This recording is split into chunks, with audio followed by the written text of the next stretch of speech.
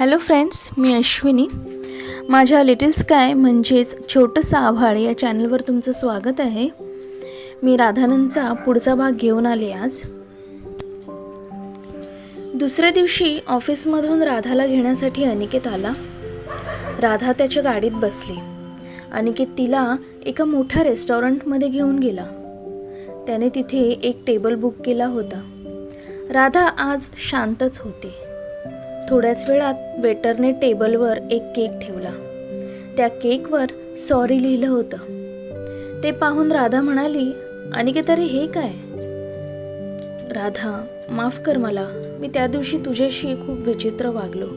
मला नंतर खूप पश्चाताप झाला. आज आपण भेटणार म्हणून मी हे सगळं प्लॅन केलं. अरे ठीक आहे, हे सगळं करायची गरज नाही. माझा राग गेला आणि मीच तुला आनंदबद्दल आधी सांगितलं असतं तर हे सगळं झालंच नसतं.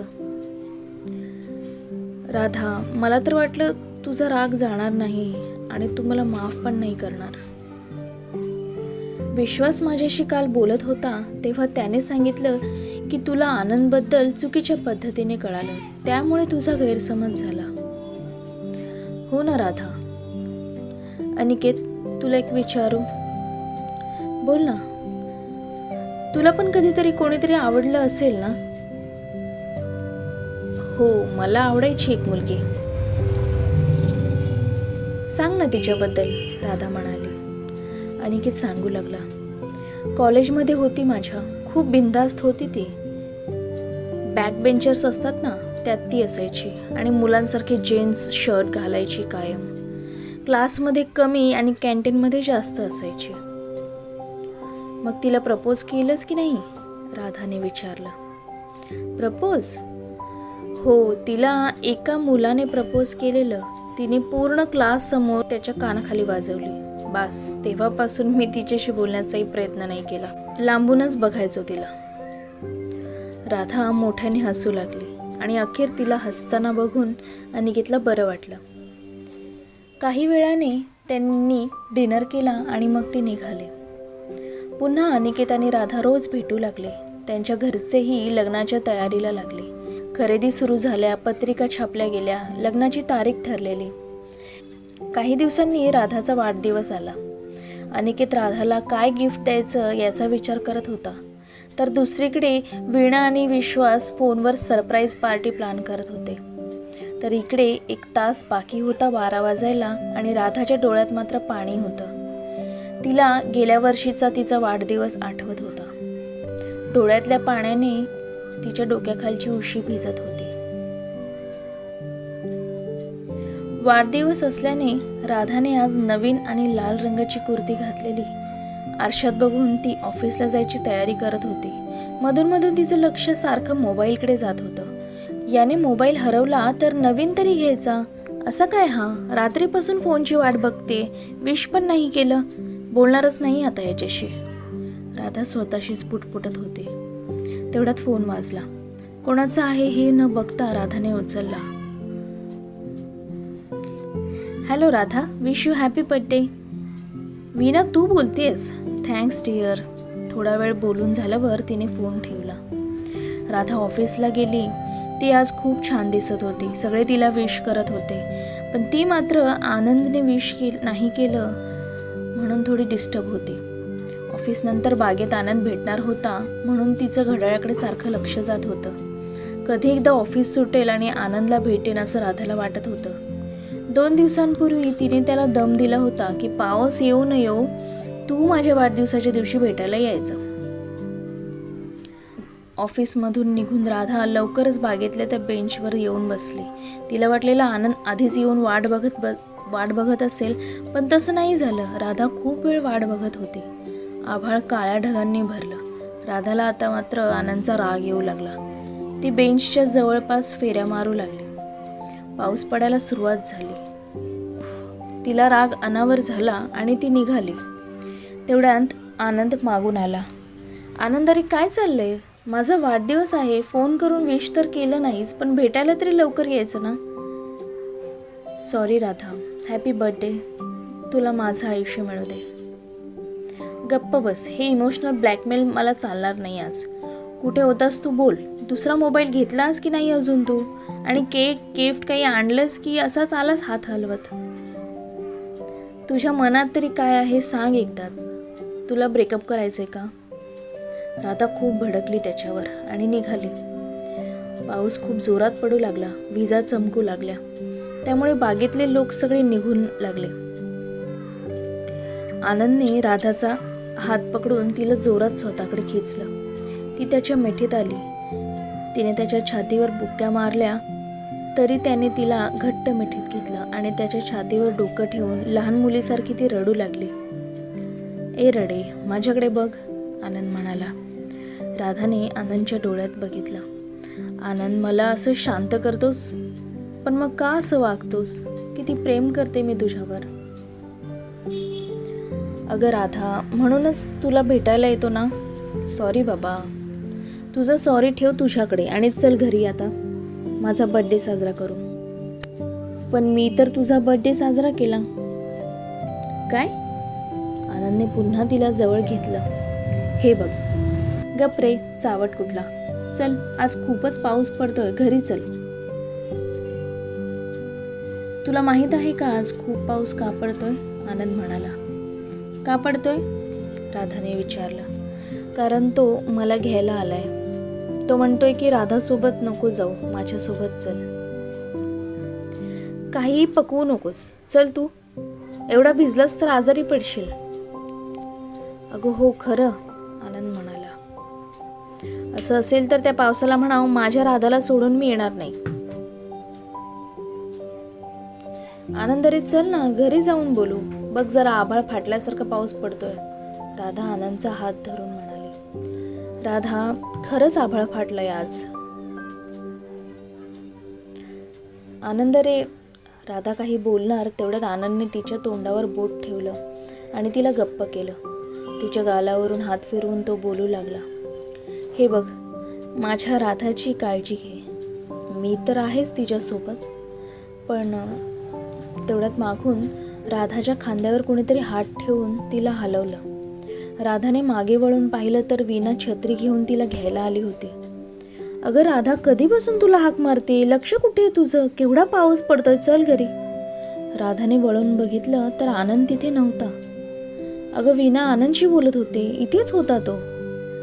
अगं कुठे आहे? वीणा, अगं माझ्या समोरच होता. कुठे गेला? काहीतरी बोलत होता तो. अगं राधा, कोण नाही इथे, खूप पाऊस पडतोय, चल तू. नाही वीणा, आनंद होता इथे. त्याला कधीपासून घरी चल म्हणत होते.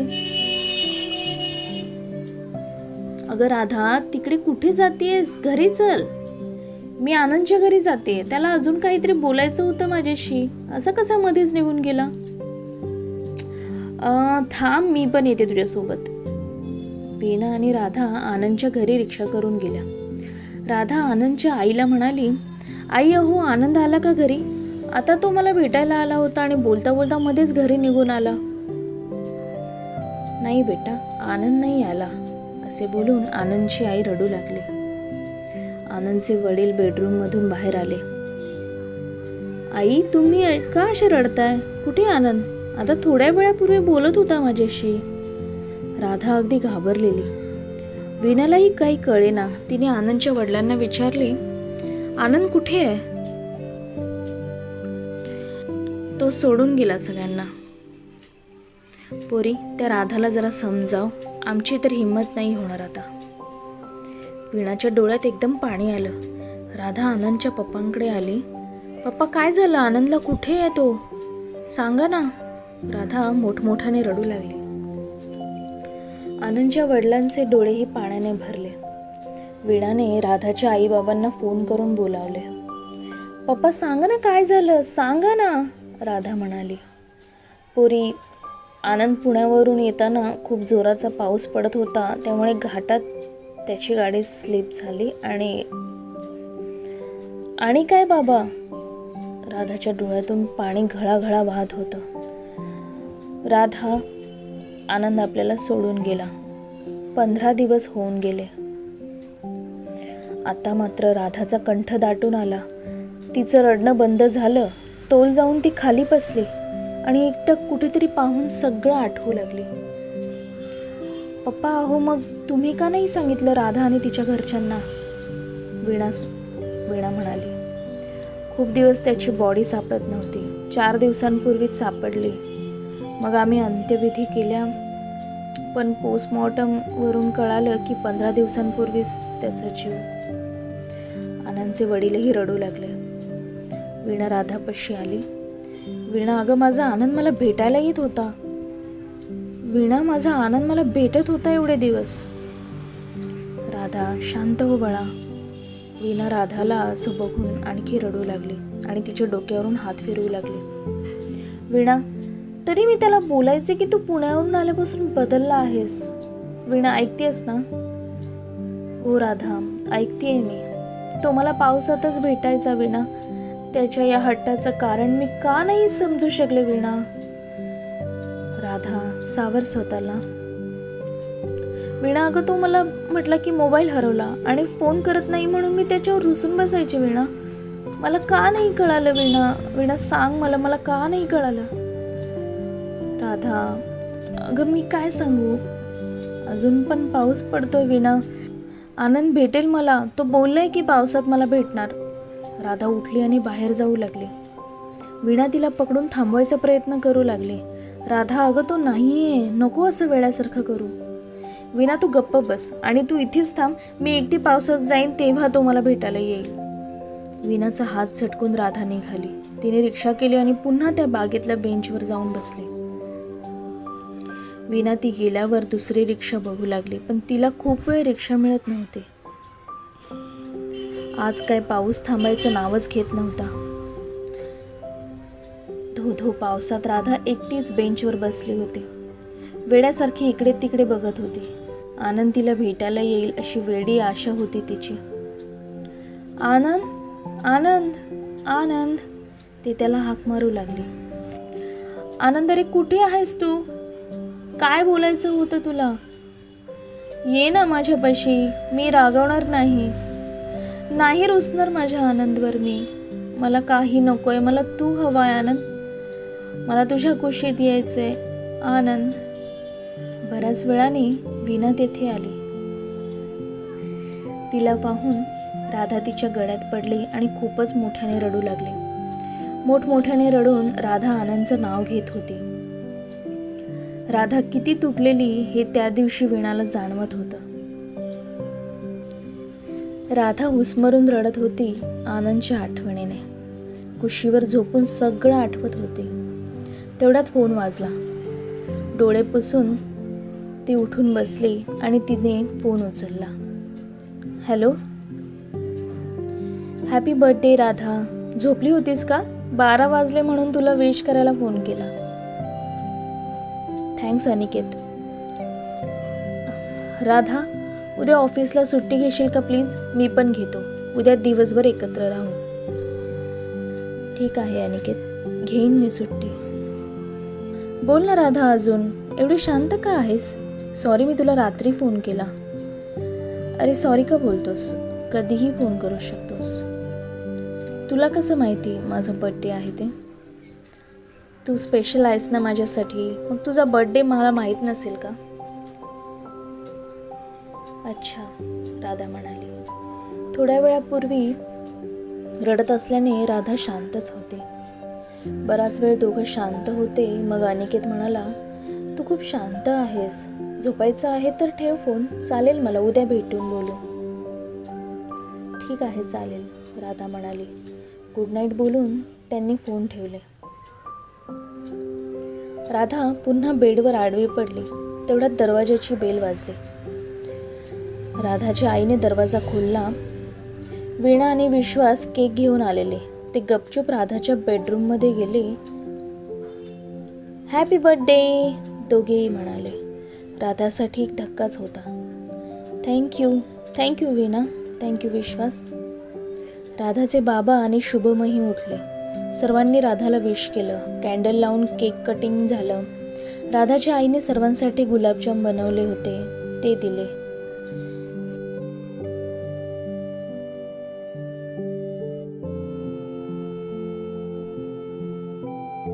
वीणाने राधाला मिठीत मारली.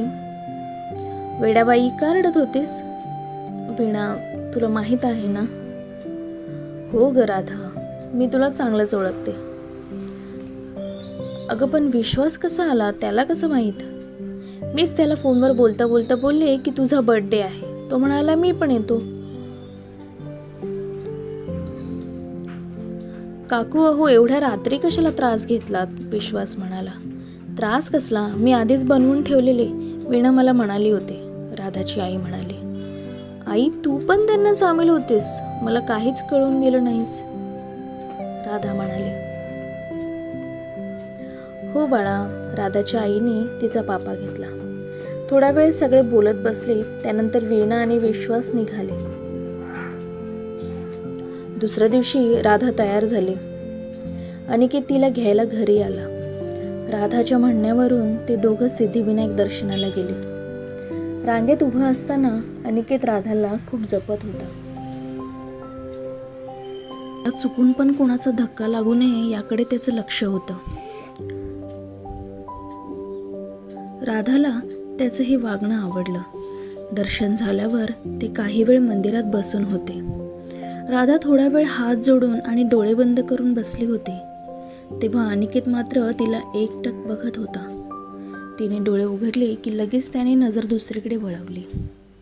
त्यानंतर ते बाहेरच जेवले आणि मग अनिकेत राधाला त्याच्या घरी घेऊन आला. अनिकेतची आई वर्किंग असल्याने घरी कोणीच नव्हतं. बेडरूमचा दरवाजा खोलताच राधा एकदम आश्चर्यचकित झाली. पूर्ण घरात त्याने हार्ट शेपचे फुगे फुगून पसरवले होते.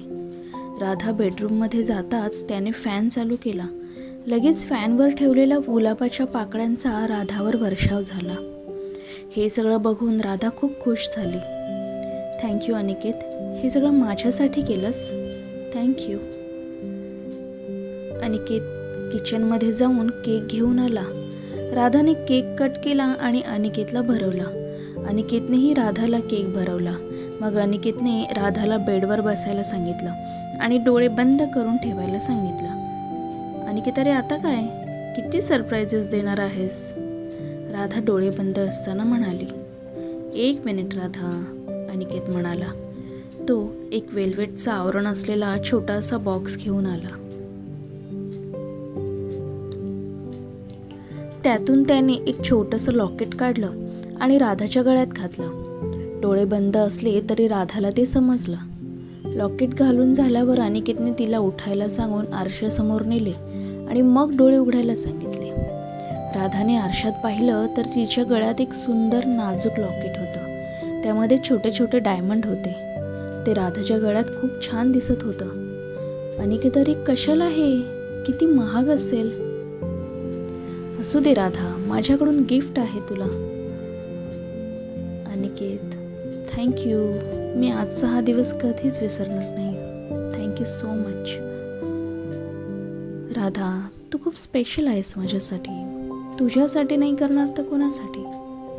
काही वेळाने ते दोघं एक मूव्ही बघत बसले. मूव्ही बघताना ते गप्पा मारत होते. बोलता बोलता अनिकेतने राधाचा हात पकडला. राधाला ते समजलं, पण तिने लक्ष नाही असं दाखवलं आणि हात काढून घेतला. अनिकेतने तिचा हात पकडला तेव्हा राधाला आनंदच्या हाताचा स्पर्श आठवला. त्यामुळे तिने त्याकडे दुर्लक्ष केलं होतं. काही वेळाने अनिकेतची आई आली. मग राधाने अनिकेतच्या आईला पाया पडून आशीर्वाद घेतला. काही वेळ त्याच्या आईशी बोलून झाल्यावर अनिकेतने राधाला पुन्हा घरी सोडले. हळूहळू लग्नाची तयारी होऊ लागली. रोज अनिकेत आणि राधा भेटू लागले. हाय वैशाली. अरे विश्वास, बोल ना. CRM बद्दल शिकायचं होतं. सरांनी तुझ्याकडून ट्रेनिंग घ्यायला सांगितले. हो चालेल, बस ना, वैशाली म्हणाली. राधा वैशालीच्या बाजूलाच होती. हो देईन, पण एका दिवसात होणार नाही, वैशाली म्हणाली. हो चालेल ना, विश्वास म्हणाला. एवढं मी शिकवणार तुला, पण मग मला काय मिळणार? तू म्हणशील ते, बस काय. कॉफी प्यायला नेणार का एकदा? कॉफी प्यायला काय, कॅन्डल लाईट डिनरलाच नेईन, विश्वास म्हणाला आणि दोघे हसू लागले. त्यांचं बोलणं ऐकून राधाच्या गालावरही हसू आलं. राधाच्या गालावर आलेलं हसू विश्वासला आवडू लागलेलं. एक दिवस राधा ऑफिस सुटल्यावर अनिकेतसोबत मूव्हीला गेली होती. मूव्ही सुटल्यावर अनिकेतच्या आईने राधाला घरी जेवायला बोलवलं होतं. घरी आल्यावर ते एकत्र जेवायला बसले. अनिकेतच्या आईने पंचपक्वान्न केले होते. कशाला एवढं करत बसलात आई? असू दे ग राधा, तुझ्या बर्थडेला मी काहीच नाही करू शकले आणि तू घरी आलीस की बरं वाटतं. तुझ्या आईबाबांनाही एकदा बोलवणार आहे मी जेवायला. आई अहो, तुम्ही खूप छान आहात, अगदी मैत्रिणीसारख्या वाटता. राधा, अगं मैत्रीण समज, मला खूप वेगळं वाटतं सासू म्हटलं की. पण मैत्रीण समजून कधीही बिंदास बोलत जा. हो आई. काही वेळाने जेवण झाल्यावर अनिकेत आईस्क्रीम घेऊन आला. अनिकेत आणि राधा आईस्क्रीम खाऊ लागले. आई अहो, तुम्ही पण घ्या ना, राधा अनिकेतच्या आईला म्हणाली. नको राधा, मला दातांना ते सहन होत नाही, तुम्ही दोघं खा, मी जाते माझ्या बेडरूममध्ये झोपायला. अनिकेत राधाला नीट घरी सोड, खूप रात्र झाली, तिच्या घरचे वाट बघत असतील. हो आई, अनिकेत म्हणाला. अनिकेतची आई झोपायला गेली. राधा आणि अनिकेत आईस्क्रीम खात होते. राधाच्या गालावर आईस्क्रीम लागल्याने अनिकेतने ते पोसण्यासाठी तिच्या गालाला हात लावला. तो राधाकडे एकटक बघू लागला. राधाने त्या नजरेला ओळखलं. अनिकेत तिच्या जवळ आला. राधाचे श्वास वाढू लागले. तिला कळालं की अनिकेत तिला किस करणार होता. ती त्याला थांबवू शकत नव्हती. तिने डोळे बंद केले आणि ती तशीच थांबली. तिला त्याच्या ओठांचा स्पर्श जाणवू लागला आणि आनंदची आठवण आली. तेव्हा मात्र ती स्वतःला स्थिर ठेवू शकली नाही. तिने डोळे खोलले आणि किंचित मान वर केली. अनिकेत थोडा लांब झाला. थोडा वेळ एकदम शांतता पसरली. राधा, चल तुला घरी सोडतो, अनिकेत म्हणाला. दोघं गाडीत बसले. राधाला अपराधी असल्यासारखं वाटू लागलं. घरी पोचल्यावर राधाला सॉरी बोलावंसं वाटत होतं, पण तिचे शब्द ओठातच बंद राहिले. अनिकेतने एक स्माईल दिली निघताना आणि त्याचा रिप्लाय म्हणून राधानेही दिली. दिवस भरभर जात होते आणि हळूहळू लग्नाची तारीख जवळ येत होती. राधा आणि अनिकेतचं भेटणंही चालूच होतं. अनिकेत आणि राधा शालू घेण्यासाठी दुकानात गेले होते. अनिकेतच्या कपड्यांची शॉपिंग करून झालेली आणि राधासाठी लग्नात नेसायला शालू घ्यायचा होता. बराच वेळ शोधल्यावर अनिकेतने लाल रंगाचा शालू काढला. नको अनिकेत, लाल रंग नको, दुसरा कोणताही चालेल. हिरवा घेऊ का? त्यात तू खूप सुंदर दिसते. साखरपुड्याला तर मी तुला पाहतच बसलो होतो. चालेल ना, जसं तू म्हणशील तसं, राधा म्हणाली. त्यानंतर ते एका रेस्टॉरंटमध्ये डिनरला बसले होते. अनिकेत, अरे आज शेवटची भेट आपली अशी, राधा म्हणाली. काय झालं राधा, असं का बोलतेस? अनिकेतच्या कपाळावर आठ्या आल्या. अरे आठवडा राहिला फक्त, मग लग्न नाही का? उद्यापासून ऑफिसला सुट्टी टाकली आहे मी. म्हणजे डायरेक्ट लग्नातच भेटणार परत, अनिकेत म्हणाला आणि राधा हसू लागली. अरे हो, मग कायमचंच भेटणार ना आपण. लग्नानंतरही इथे डिनरला येत जाऊ आपण. हां हो चालेल ना, आणि लग्नानंतर तुझ्या हातचं खाईन तर इथे जास्त यावं लागणारच नाही. एवढी कुठे चव माझ्या हाताला? हाताला नाही तर ओठाला असेलच ना, अनिकेत म्हणाला. राधा थोडी लाजली आणि काहीतरी तिला आठवलं. अनिकेत, अरे मला थोडं बोलायचं होतं. त्या दिवशी मी घरी आलेली आणि आपण आईस्क्रीम खात होतो तेव्हा तू जवळ आलास आणि मी थोडं वेगळं वागले, त्याबद्दल सॉरी. राधा, ॲक्च्युली मलाच तुला सॉरी बोलायचं होतं त्या दिवशीसाठी. मी एकदम तुझ्या जवळ आलो. तुला आवडलं नसेल असं लग्नाआधी जवळ आलेलं, सॉरी. अरे असं काही नाही, तू येऊ शकतोस जवळ. आपला साखरपुडा झाला आहे, लग्नही होणार आहे. तुझ्या फिलिंग्स मी समजू शकते. अच्छा मग ठीक आहे. मला तर वाटलं तुला आवडलं नाही की काय. No problem Radha. लग्नानंतर तर नाही ना होणार असं? प्रश्न लग्नाच्या आधीचा किंवा नंतरचा नाही अनिकेत. सॉरी, राग मानू नको, पण मला थोडा वेळ दे या गोष्टींसाठी. असं का बोलतेस राधा? तुला मी आवडत नाही का? अनिकेत म्हणाला. नाही अरे, असं नको म्हणूस. तू खूप चांगला मुलगा आहेस. मी खूप नशीबवान आहे की माझं लग्न तुझ्याशी होणार आहे. मग प्रॉब्लेम काय आहे? अरे तू जवळ आलास तेव्हा मला आनंदची आठवण आली. त्यामुळे मी अशी वागली. थोडा वेळ लागेल मला त्याच्या आठवणींमधून बाहेर निघायला. तू मदत करशील ना? राधा अनिकेतकडे आशेने बघून म्हणाली. हो राधा, चालेल, अनिकेत म्हणाला आणि ते लोक निघाले. विकास वीणाची वाट बघत होता. इतक्यात वीणा तिथे आली. वीणा, किती वेळ लावलास? अजून किती दिवस मला टाळणार आहेस? विकास म्हणाला. बोल आता विकास, काय बोलायचंय तुला? मला वेळ नाही, जायचंय लगेच मला. कुठे जायचंय तुला?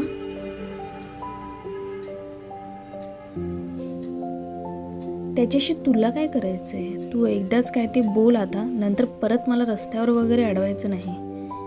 त्याच्याकडे पाठ फिरवून वीणा हाताची घडी घालून उभी राहिली. तू मला हो बोल आणि माझ्याशी लग्न कर, विकास म्हणाला. लग्न सोडून दुसरं काहीही बोल, मला तुझ्यासोबत नाही राहायचं. प्लीज तू निघून जा माझ्या आयुष्यातून. वीणा त्याच्याकडे बघून म्हणाली. आता तुझ्या आयुष्यात कोणीतरी दुसरं आहे ना, मग तू अशीच वागणार माझ्याशी, विकास म्हणाला. काय? वीणाला आश्चर्य वाटलं. मी तुला त्या दिवशी विश्वासशी बोलताना पाहिलंय.